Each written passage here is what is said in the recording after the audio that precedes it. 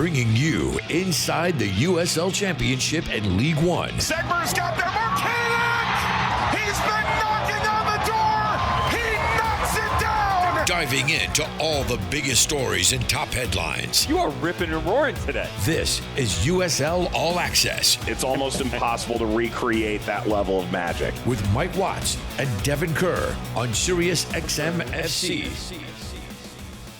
Welcome, everyone, to USL All Access. Happy Tuesday night, wherever you might be listening. Joined by Devon Kerr and Emmett McConnell at the controls. Mike Watts, we've got the Pittsburgh Riverhound legend, Robbie Mertz, set to join us later in the show. They just went on a 10-game unbeaten tear to move right up against the playoffs, coming off a defeat last week. They have their final bye week of the season here this week. Multiple teams have now clinched. Still only one has been eliminated because yuck. And plenty more, including the final moves that occurred right before the roster freeze. All right, Devon, let's get to work. Devon, you good, bro? It's that time of year. Are you good? I'm good. Are you good? As good as I can be given the time of the year. Outside of the busy stretch that you and I went through, was that June to early July, right, where it was so crazy for us? Right. Okay, outside of that stretch, the next 3.5 weeks define my season. I, too, am in a postseason playoff push. If I can get through the next 3 weeks, there is a light at the end of the tunnel. But right now, it seems a little dark and gloomy. Understood. But I'm good. All great. All right. Right at the playoff line. Let's push through it like the Riverhounds. Let's boogie. All right, Dev, let's start with Louisville City. We've already spoken about the fact that they've clinched the playoffs. That's about as early as anyone's done it in our tenure around the league. To do so the beginning of September is nuts. They also set a record, the single-season home win record this past weekend, a 1-0 win over Tulsa. It also guarantees a top-4 finish. They're already selling playoff tickets, even though they don't quite know the date of the first game. Danny Cruz, coach of the month. Jansen Wilson's on fire. Everyone seemingly on that roster has scored, although they've done that before, so I should be careful with the hyperbole. Dev, where do you want to go with this? Because there's a million spokes. Yeah, I would say there are two big things for me. One, which has historical value, and the second one, which I think could be the biggest catalyst for this Louisville team attacking-wise. And ironically, it's not named Wilson Harris. You mentioned the numbers. Wilson Harris leads the way, career-high 16 goals, I might add. And that's kind of the trend that Danny has gotten out of every single player on this team. Danny Cruz, is he's getting the best out of every player at every level. So it's Wilson Harris, yes, but 6 players with at least 5 goals on that team. That's 30 goals, by the way. And for context for everybody, within the USL Championship right now, 24 teams, 9 of them have scored 30 goals or less. That's crazy. So they've got 6 players that have scored as many as 9 teams in the USL Championship. There are also 9 players with at least 4 goals on this Louisville City team. That's just the second time in USL Championship history that's taken place. The other, Portland Timbers 2 in 2019. That group, by the way, did not have a single player who reached double digits. The advantage that Louisville City has, where you not only have one, but Jansen Wilson sitting there right at 9 goals, the ability to poke through, and his 7 goals since the beginning of August.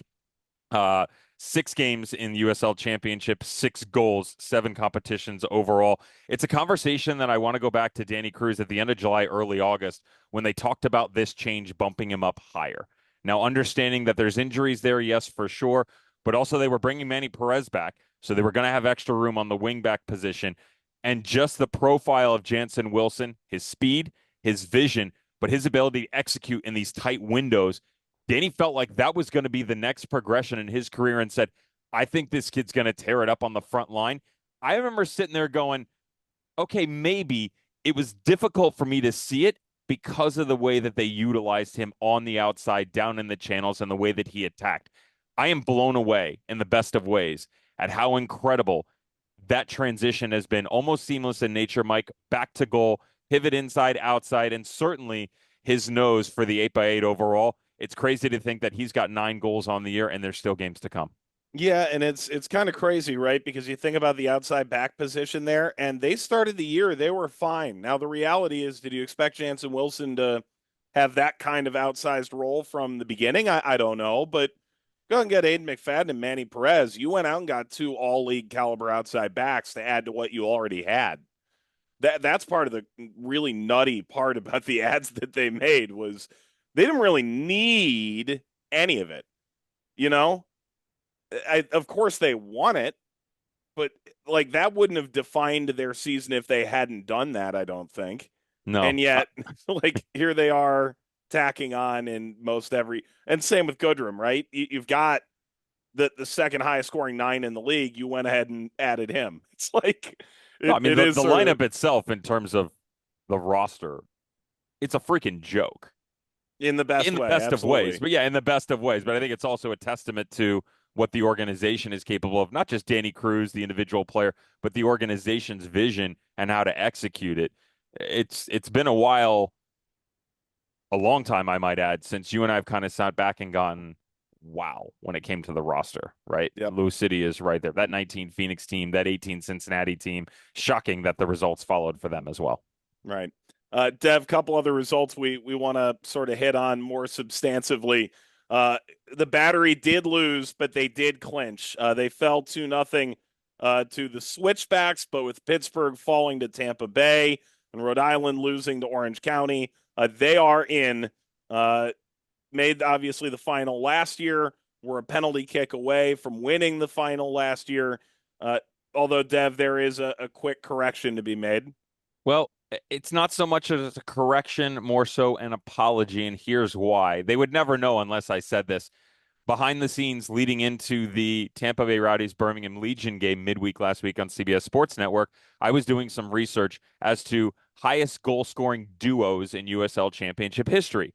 Kind of had blinders on, right? My mind was fixated on Cal Jennings and Manuel Arteaga and the pace that they were on. So much so that, by the way, their pace going into that game was better than the record-setting duo of 39 goals, Solomon Asante and Adam John in 2019. Walked into the production room, so proud of myself, worked with Nicholas Murray in the front office, and while we did pull the correct stat, and there's some great stats behind it, producer looked at me and goes, yeah, I'm pretty sure Marcanic and MD Myers are right up there.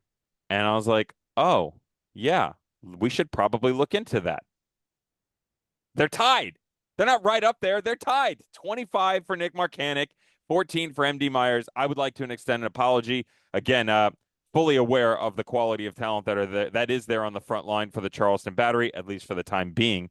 They continue that. Marcanic is leaving for sure. Who knows what lies at stake for MD Myers, but 39 goals, well within reach of breaking the most goals ever set by a striker pairing in the USL Championship. Dev, you make mention of Wednesday. Let's chat about the game we actually called that night, Birmingham, Tampa Bay. What a weird little rivalry this is, right? It is now 5 straight wins in the league between the two for Birmingham over Tampa Bay. 2.5 years since the Rowdies have beaten Birmingham, even longer since they've won in Birmingham. Stefano Pino scores in the first half. Kobe Hernandez Foster scores in the second. The Rowdies actually outshot Birmingham 20-9, and still they can't seem to win. Now, look, they won that nutso 6-4 U.S. Open Cup game earlier this year.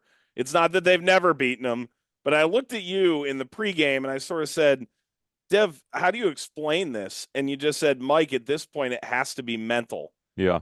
What's your thought process having seen that play out for the 5th straight time to the Legion's advantage? I think people behind the scenes, if you're in the Rowdies organization and even fans can go, no, that's not the case. I can tell you firsthand, till this day, there are 2 teams that sit underneath my skin because of my team's inability to get a result against them. And that stays with you. So your confidence, no matter how you're playing, that gets in your mind and it sits on you. And it certainly did in terms of their overall performance. They weren't good. Bad is probably not the right thing to say, but the Tampa Bay Rowdies were not good. I personally disagreed with squad selection going in. I understood the thought processes behind it, but Mike, I talked to you about this at halftime. We were looking at the numbers on the attacking side for the Tampa Bay Rowdies. And in the 10, they played Damian Rivera, a position that he's never played before, at least from a starting perspective. And they try to utilize him that way. Correct me if I'm wrong. I think it was like 9 touches or 10 touches at halftime with like 6 first-time passes. He was like 5 of 6 per passing, which is great. But in the matrix, all of them were negative. And this is from year 10.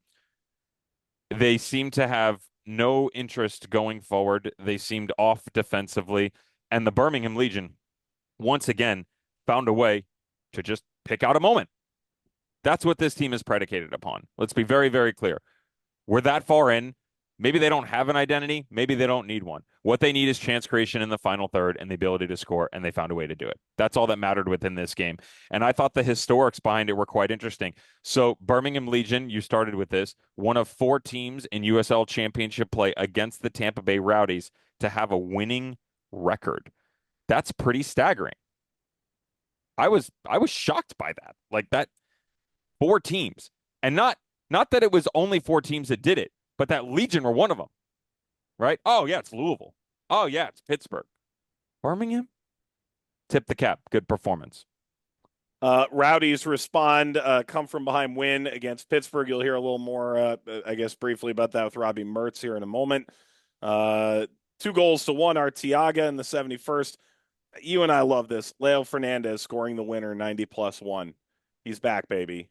First goal since a torn Achilles in the 2023 preseason. Also, the experience came out last week. Ralph's Mob Skyway Casuals, really cool. Go give that a look on the USL YouTube page. They've got great fans down in Tampa. That was a deserved one for them. All right, Detroit 1-0 over New Mexico. That's a big one for Dev. You want to say it? You want to put a proper accent on it? Le Rouge. No, I'm good. All right. They are now within 4 points of Tampa Bay for third place, and they remain in fourth by 2 points over Indy, who defeat El Paso 3-1. Malik Foster celebrating a goal that his own team scores, his first in blue for Sean McCauley, and so they are a couple ahead of Birmingham there. Birmingham turnaround, on the other hand, 4-2. They led that game twice and lost aloud down the road. Dev, you've got a special sort of history question here. Yeah, got to go back now that my computer just crashed. Thank you very much for the format. I apologize. Would you be kind enough to read it out loud, Michael? Oh, my pleasure. Outside of Louisville, Mike, Yep. Who's got the second best home record in the league? Well, that's I the guess question. it's Loudon. No, Colorado Springs would have been my guess. that's right. Loudon's 4th. Oh, Not bad. no. Not bad at all. Segra does not need a nickname. Sixth. I even wrote it down. Loudon's 6th best home record. Do we need a nickname for Segra Field? We don't. Really? No, the grocery store.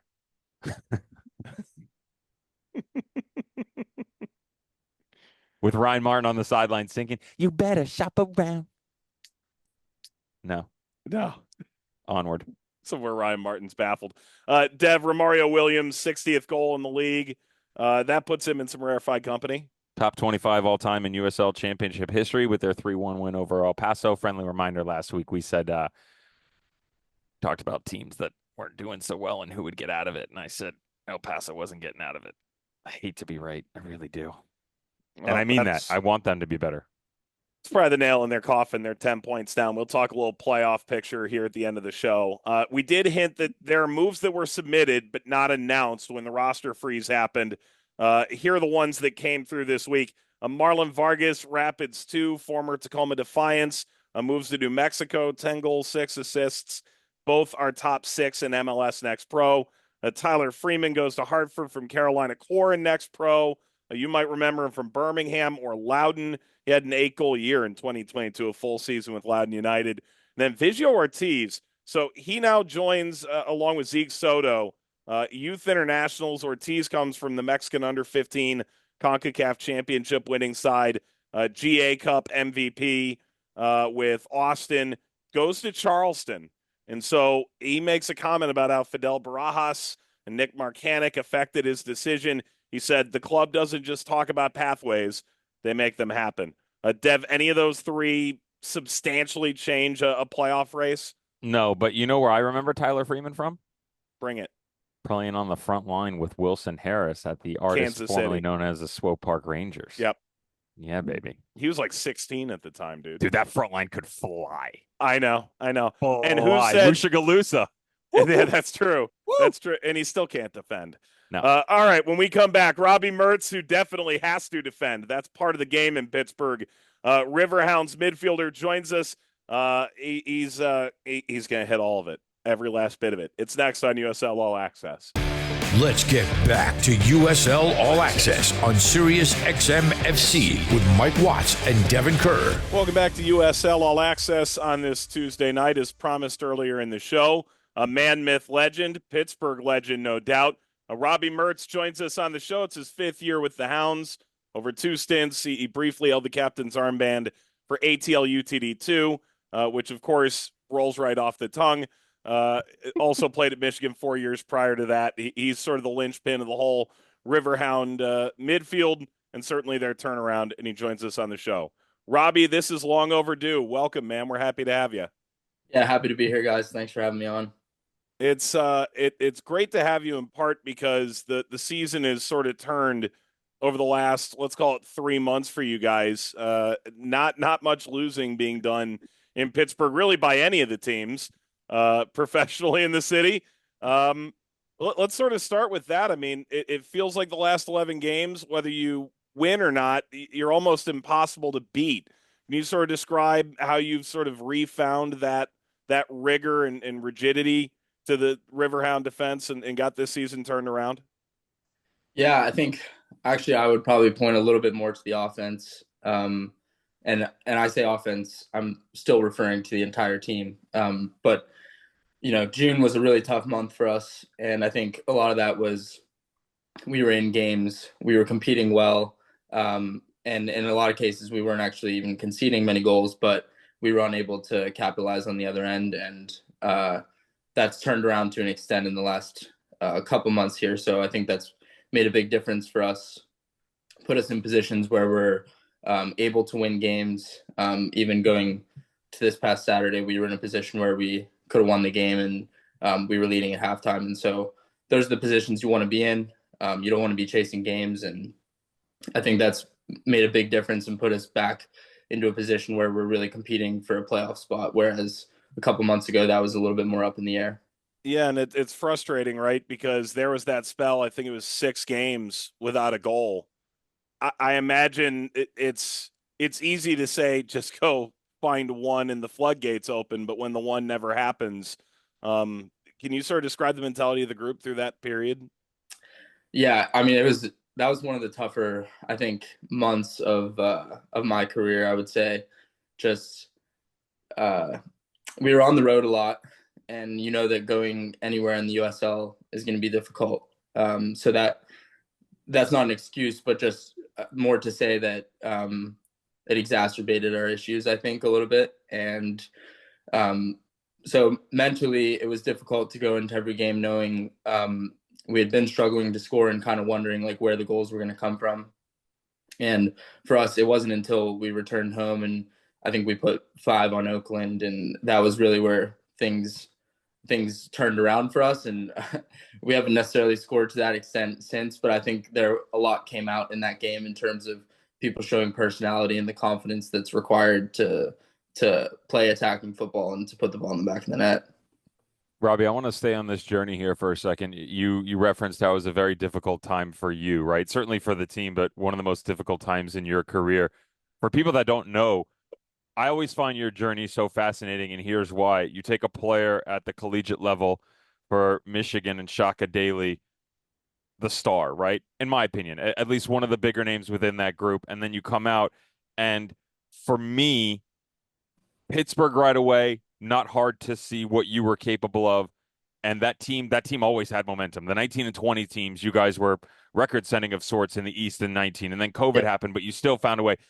Then Atlanta United opportunity comes, and it's been very well documented behind the scenes about your chance, certainly in my opinion, your ability to compete at that level.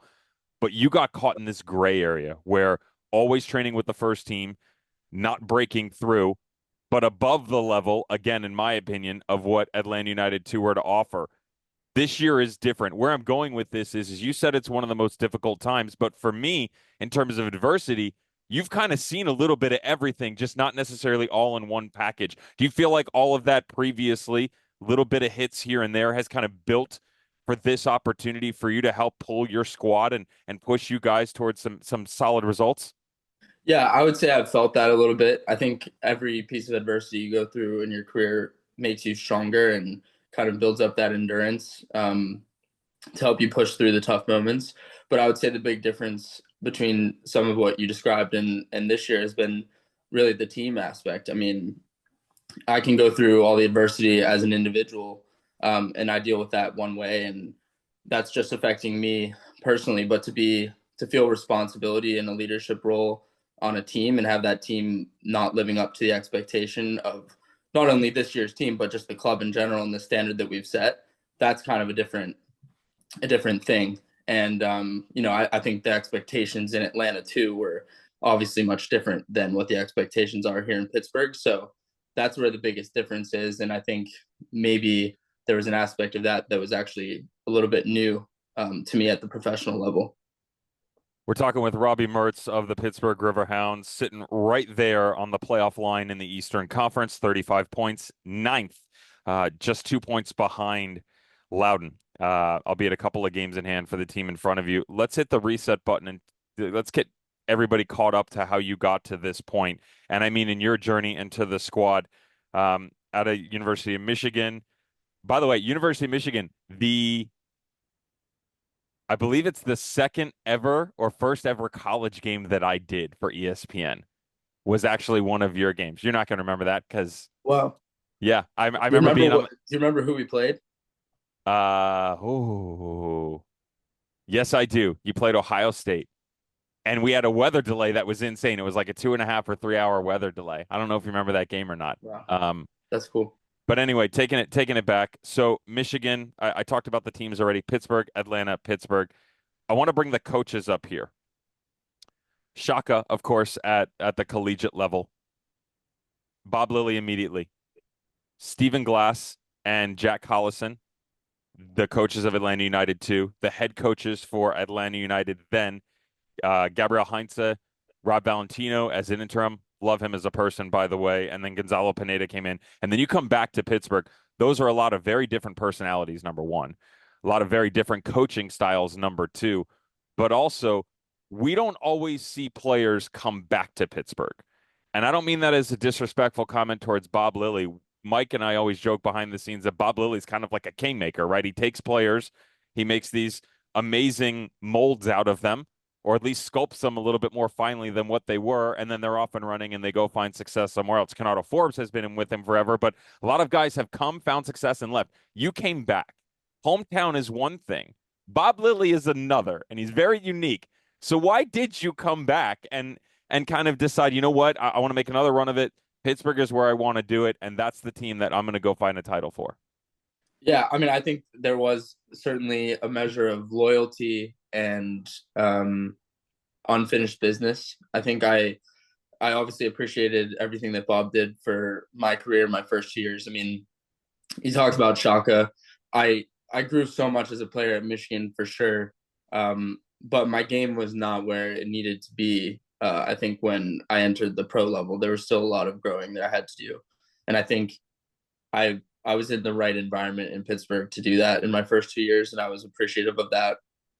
So there was a measure of loyalty there and just unfinished business. I mean, I left in 2020, and that was a weird season, of course, because of COVID. And we had a good team, and I think we could have gone further. But when I got the opportunity in Atlanta, I felt like I needed to take it because my goal was always to make it to the MLS. And so I got that opportunity down there, and I felt like I had to go. I had to pursue that. I owed it to myself, but also, and I don't know that a lot of people would realize this, but I felt like being a player from Pittsburgh, there's really not a ton of names that have gone on to play that level.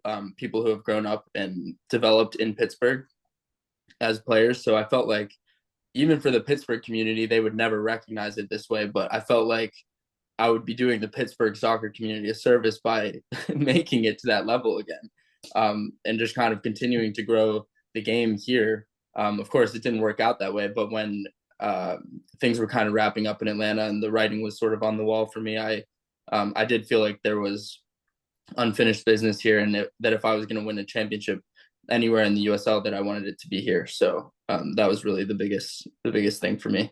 Robbie, real quick before I let Mike jump in here, 2 quick follow-ups. Over your left shoulder, for the people that are listening on radio, there is a majestic picture of an animal. I believe it to be a dog. I believe it to be a golden retriever. A, is it a golden retriever? B, did you paint it? And C, who is that person? So I did not paint the picture, but it's my dog, Lucy. She's a golden retriever. She's also sitting on the couch behind me. Nice. But, Nice. The painting does her justice. It's like spot on. So yeah. Here on USL All Access, a very dog-friendly show with Devon Kerr, Robbie Mertz joining us, Mike Watts as well. Robbie, we talk about Bob having a unique personality. Try and describe what it's like to play for him, because I've heard a lot of people describe it as a necessary apprenticeship for a young player. It's certainly unique.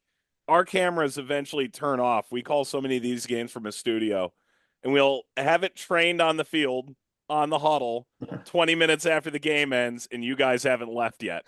What the hell is going on? There can be a lot of things in those situations. I think, Bob is somebody who cares more than anybody in the league, or really in U.S. soccer, probably, about what he does. So the amount of thought and effort that he puts into that on a daily basis, I don't think people can actually relate to that. And I think he, as a former player himself, gets just as revved up for the games as the players themselves do. So, at times when the performance or certain aspects of the way that we played don't align with his vision, he definitely he's willing to let us know that, and he can be a very demanding and challenging coach to play under. But ultimately, that's something that makes a lot of people better, and I think that's why you see so many players move on from Pittsburgh or Rochester previously and go on to have really good careers in this league. There's a ton of names that you can look at and say, oh, they played for Bob at some time, because really, like I said, for myself, you develop so much as a player when you play underneath him. Robbie, I've always been curious, the soccer IQ side of Bob, not just chats on the phone with him, shared some meals with him, some great times and great conversations. Where I'm going with this is it's one thing for a player to come in and be able to, the right wording here is probably handle Bob Lilley as a manager. He's not easy. He's demanding. And yes, he can be long-winded. And I say that in the best of ways. Hearing stories from players and what's come out, it's not always nice and possibly brash. I believe players need that. But that window for a lot of guys isn't an extended window. A lot of guys it's kind of a 2 or 3 year window at most, for the most part, with Bob Lilley. So going beyond that, the ability to harness his brain, which I think is incredible. We've had conversations where sometimes he goes, Devon, sometimes I overthink myself, because we'll go through schemes, right? And pressing patterns and this, that, and the other. How do you as a player find a way to get the best out of Bob Lilley? Because like you said, coming in, you feel like your game wasn't where you wanted it to be. You obviously have a really good sample size of what he's capable of giving you. So how do you take all that and use it to your advantage, not just within the team, but personal growth, to be able to combine it and find success?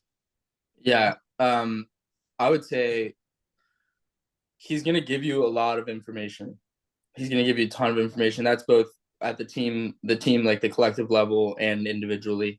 And so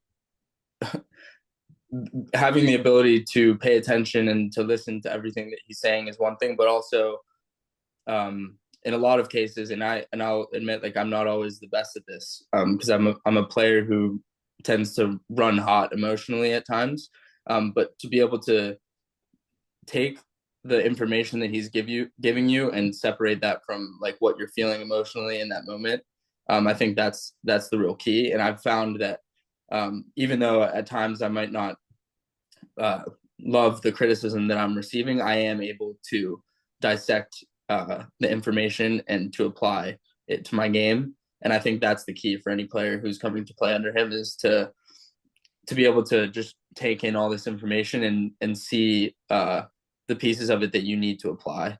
And like an example for me has been just like my awareness in the midfield. And that's something that I improved a lot in my first 2 years. I don't think that I was fully prepared for the speed of the game at the professional level, and just having that constant ability to scan your surroundings and be aware of yourself in the midfield, like that was huge for me. And there was a lot of it took time, but there was a lot of pieces of information that he gave me that kind of got me to that point.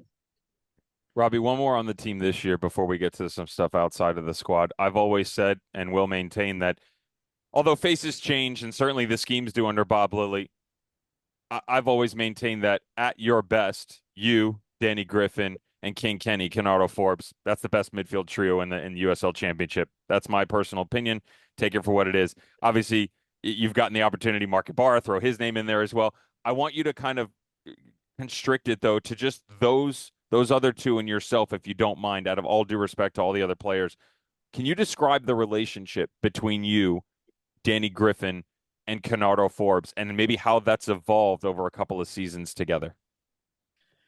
Yeah. So I came in 19. Kenny was established in the league, established playing under Bob. It was his second year in Pittsburgh. And the great thing about Kenardo is that, like, he's one of the most humble people you meet, in terms of, you know, you come in as a rookie and you expect like a certain amount of you have respect for those senior players and those guys who have been around, and you expect there to be, like, I guess, a distance there between the two of you. But Kenardo is a guy that will connect with any player on the team. Now he's 36 and he still connects well with guys who are 19 or 20 on our team. And I just think that's an amazing thing. So then you have Danny coming in the 2020 season. Again, it was shortened, but you could see his impact right away. And I left after that season, but over the course of the next couple of years, I mean, he played virtually every minute for the club and developed into this leader. And by the time I came back from Atlanta, you know, Kenny was still firing on all cylinders, and Danny had really come into his own, and I was playing well at the time as well. So that relationship really has developed off the field as it has on the field. I think we have a ton of respect for each other as players. We're all great friends away from the field, and I think our abilities as well complement each other. Kenny is a player that I've looked up to so much in terms of some of the cerebral parts of the game and the way he views things, the composure that he has on the ball. And then Danny, obviously, with his work ethic, his defensive abilities, he probably doesn't get enough credit for his quality as well going forward. So just being able to learn from each other in that way too is huge. And I think there's never been anything between us in terms of when the other two get accolades or they get acknowledgement, we're always happy for each other. So that's a massive part of it as well. Who's got better hair, you or when Danny Griffin had the man bun?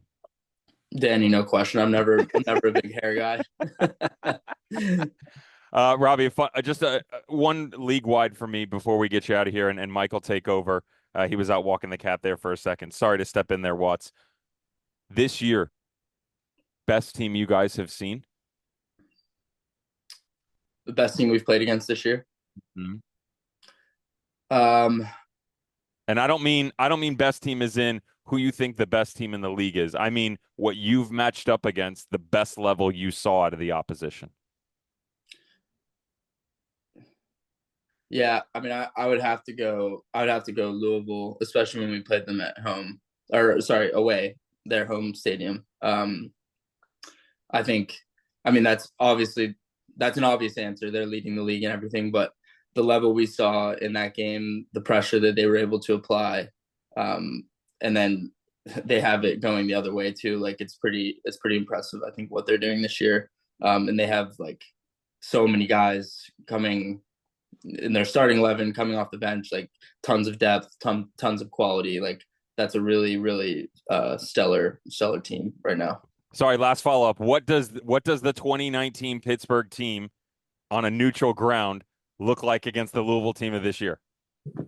Well, what about 2023 Pittsburgh as well? But I like nine. You like I 19? have to say it. I know This last man year was won. better. I like 19 better personally. This man won the Shield last year. Can you pay him some respect? No, listen, people discredit what happened in 19 because everybody looks at Phoenix Rising in the West and all the records that they set. I actually think, Robbie, no offense, I think the 19 team was more balanced. That was just Look, me. 19, I think we'd give anyone a run for their money because when you talk about balance, it was very balanced, and we had guys, I always say this, on both ends of the field. So in our back line and at the forward positions, where kind of anything that was 50-50, aerial duels, things like that, we were winning everything on both ends of the field. So it was really difficult for teams to kind of survive against us. And then we had a lot of quality as well. And we were right there. I mean, we had that game against Louisville in the playoffs. Like, we were leading the game. We probably should have gone on to win it. I think we could compete with anybody. So, I mean, I would obviously still take us against against them. But Watts, Kyle Morton, come on, man. Steven Dos Santos was at it. Robbie was there. Nico Brett was on that team. I'm looking at it right now. Van Kiazil was all league. Like, Watts, you could say whatever you want about 23, and I'm not disrespecting those boys. Certainly not Robbie Mertz. 19 was something else for me. Okay. They won. Sick comeback, they won bro. a trophy. Enough. They won a trophy. Rings, Chuck. Rings. That's not a Robbie, ring. Robbie, yeah, ring, not rings. That's mine, of course. Robbie Mertz with us from Pittsburgh.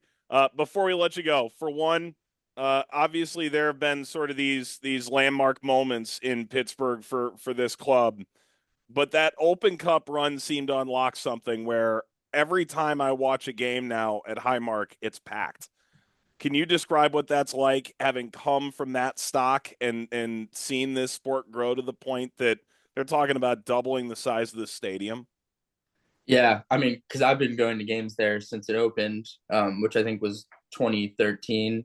Going to games, and I played in high school games at Highmark in 2013. So definitely seen it at a more empty point, and to see it now where it feels like every game is a sellout. I don't know that that's actually true, but it feels that way.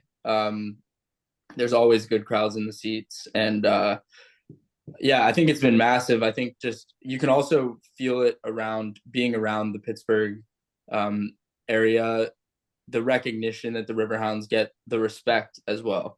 I don't know that was always there. If you go back 15, 20 years, I just don't think people necessarily understood the level. And now I think people are starting to understand that, like, this is a really high quality team within a high quality league, and that the level of soccer that you're able to witness if you go down to Highmark on a Saturday night is pretty good. It's up there. So I think that's the biggest difference. And, like, we're continuing to try to make strides in that respect. It takes time. It definitely takes time, but winning is the best way to go about that. And I think you mentioned the Open Cup run last year. That's where people started to maybe see, okay, you come and you watch us beat Columbus 1-0 at home, and it was a game that we were pretty comfortable in, and they realized, okay, these guys are legit. And I think that's maybe in Pittsburgh more than any other town, that's what they respect. Yeah, and the craziest part about that game is I don't think we totally understood the monster that Columbus was at that point in time. Yeah, that's true. Right? That's true. Like, you're one of the few teams to beat them outside of a final in a knockout competition in the last 2 years. It's nuts. To be fair, I don't think they actually had even developed to their full extent at that point in the season. And of course, you're not getting all of their, like, Nagby's not on the roster. There's other guys too, but yeah. It's vital for me to say that Darlington Nagby's high school never beat my high school in soccer in 4 years. So take that, Nagby. I was light it up at Akron. Yeah, that's true enough. Robbie, quick rapid fire. Who's the most talented teammate you've ever been on the field with? Yeah, I'll go with King Kenny on that one. Who's the most talented opponent you've ever faced? Ooh. I played against Jack Harrison growing up. He's probably up there. Definitely a few other guys that are in the higher leagues in Europe now, but I'm probably blanking, but that's probably up there. Favorite Pittsburgh sports team? Can't be the Hounds. Penguins. Sid the Kid, Super Mario, or Jaromir Jagr? My dad's gonna kill me, but I'm gonna go Sid the Kid, just because he's my era. But yeah, Super Mario. And your dad would say what? Your dad would say what? He'd say Mario every day. Just making sure. Devin wrote Mario Lemieux is the only answer. LOL in our little format. I'm with you, by the way. I'm a Penguins fan, so I'm with you on that. Oh, really? Oh. Sid, 2 years, 8.9 million average. That man's both rich and sticking around. Who should the Steelers quarterback be? After the first 2 games, Fields. I'm liking what I'm seeing. He can run the ball. He can pass the ball, which maybe people didn't think before. I think he's shown good signs, and hopefully his decision making in the pocket can continue to develop. But I think he might be our guy. Last one. I called your sister's professional debut with North Carolina. Obviously paid at Pitt. Try and describe the relationship that you guys have as she's finding her footing in the professional game for the first time. Yeah, I would throw my little brother into the mix. He's not playing at the pro level, but he played Division I soccer at Delaware as well. So definitely a big soccer family. And I do have an older sister as well. She's not as much of a soccer player.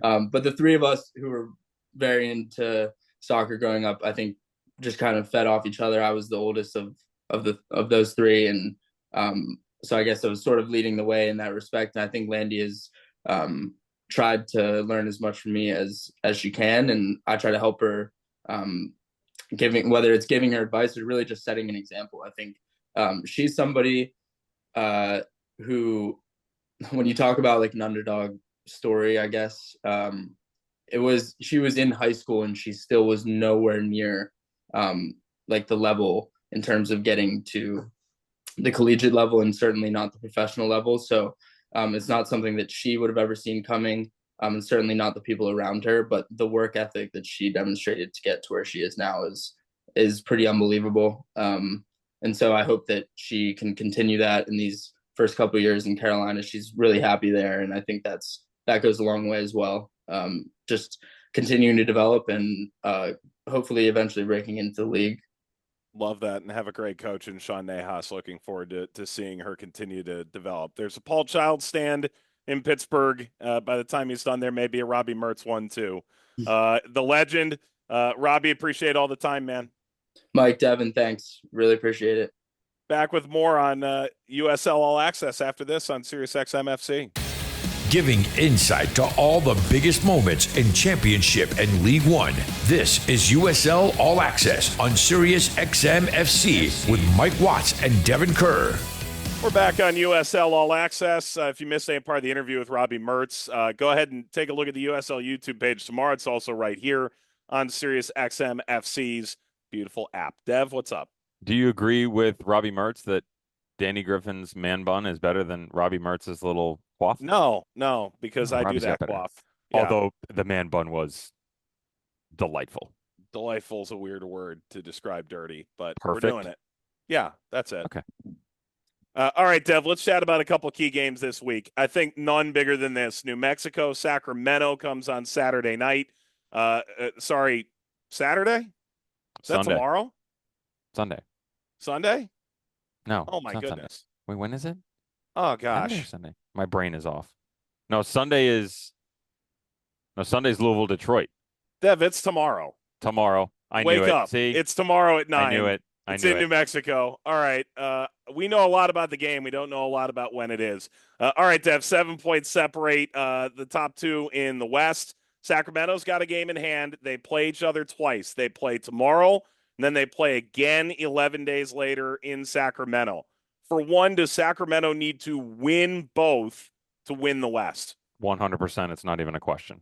Is 4 not any chance if they take 4 points out of it? Given the forms that I've seen out of both teams right now, I think the West is locked up and New Mexico is done. I know people are going to think that's crazy because there's 7 to go, but the level of consistency, the way that New Mexico spreads the ball, they have a little bit of everything in their game right now. And to me, Mark Briggs and Sack look like they're just searching for a little bit of anything. the confidence that they were playing with earlier in the year, their ability to drop on a moment's notice, how tight they were on the defensive front, they're searching right now. So it is must win. And I'd make the argument, Mike, with 8 games to go for Sacramento, they would probably have to win 7 in order to have any sort of chance. So. And to drop more than a couple of points against New Mexico would certainly seal the deal without doubt. Dev, there's a ton of 6-point games. Monterey Bay and Orange County at the playoff line. Obviously, Monterey Bay has an anchor tied to their foot. Orange County finally gets off the schneid last week. Phoenix San Antonio is a 6-point game at the Western playoff line. Underratedly, Las Vegas Sacramento on the weekend Awesome is game. far from done and dusted. Awesome game. Love that. I might make the argument that could be the game of the week. And think about that, because you got New Mexico Sac as well. The reason I say that is to me, West is done. New Mexico's won. So if Sac drops a little bit, that brings them a little bit closer. You and I were just talking about this. The Western Conference right now, there is 4 points between 2nd and 6th. So with Sac, if they drop, that makes it even tighter. All of a sudden, Las Vegas right there. I've said to you from the get-go, I see this Las Vegas team as a top 4 team. That would more or less guarantee it. If they win that game, it put them in position to potentially get up to the 2, much less the top 4. Here's the other one, Dev. Charleston, Tampa Bay in the East. Is there any chance with a win for the Rowdies that they could get back in it? No, they are not going to get to 2nd place. But if I'm Robbie Nielsen right now, and I'm sure this is bulletin board material, me saying no, he's not concerned about getting up to 2nd right now. If they somehow stumble into results and Charleston starts to drop their feet, great.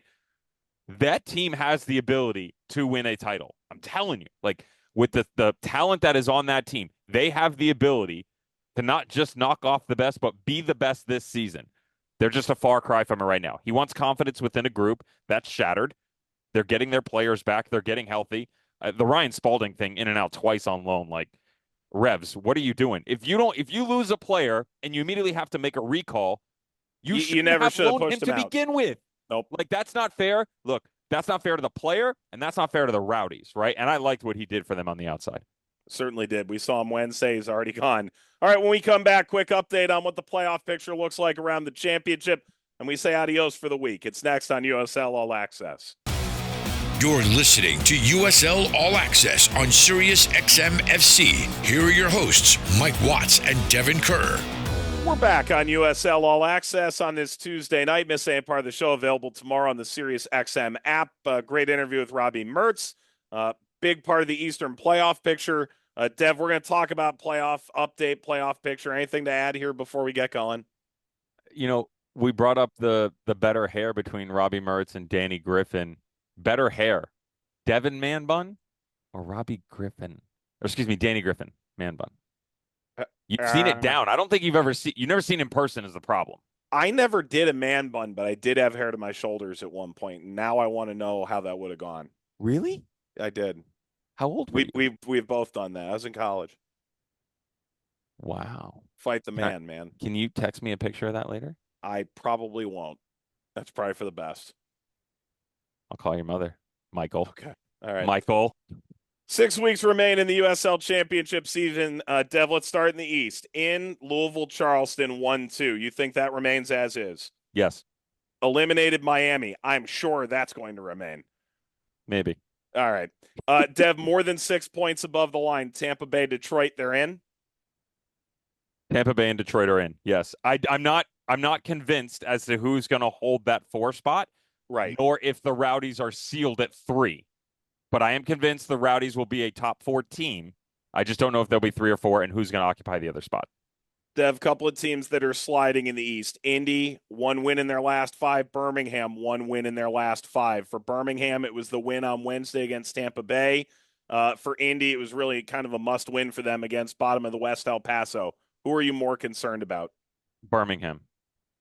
Especially because, number one, the overall quality that I've seen between the 2 squads, Indy and Birmingham, I'd tip Indy here in a heartbeat.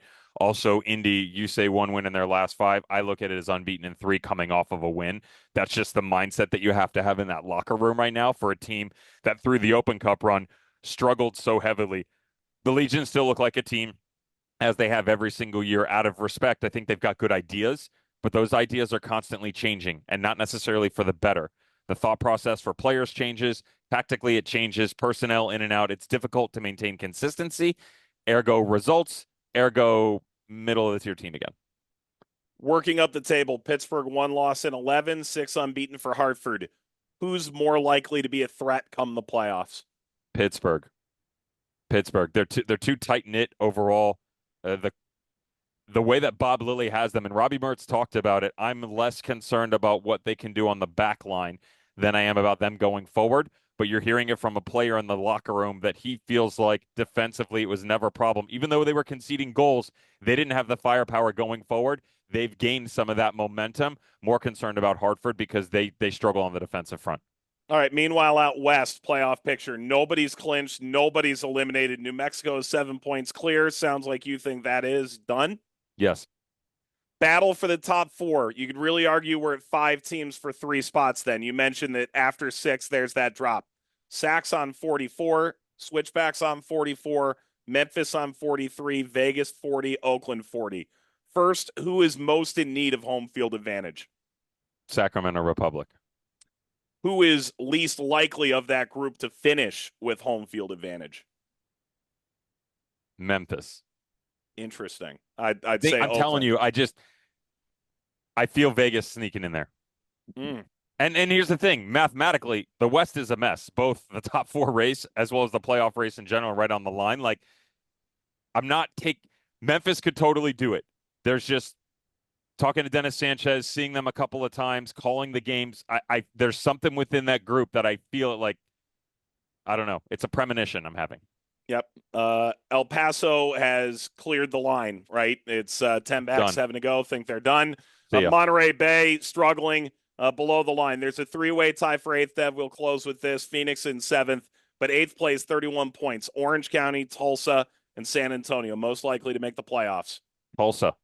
Sticking with Tulsa. San Antonio. You're going with San Antonio? 3 unbeaten. They're starting to figure it out. I know Mitch Tanner's going to hate me. So is Alan Marcina from Yeah, here in this episode, I know. but that's okay. Dev, did you learn anything in this show? I learned that Robbie Mertz is a lot nicer in person than I thought he would be. I don't mean that negatively. He's just, man, he grinds on the field, right? And sometimes that doesn't make for the best of combos off the field. That wasn't the case. He was great. I learned you can do 27 minutes with someone from Pittsburgh and not talk about Primanti brothers. Who would have thought? For Devin, Emmett, Mike, thanks for listening. Talk to you again next Tuesday night. Sorry, Emmett, this one's a long one. Good night. This is USL All Access. If you missed any portion of the program, listen back anytime on the SXM app.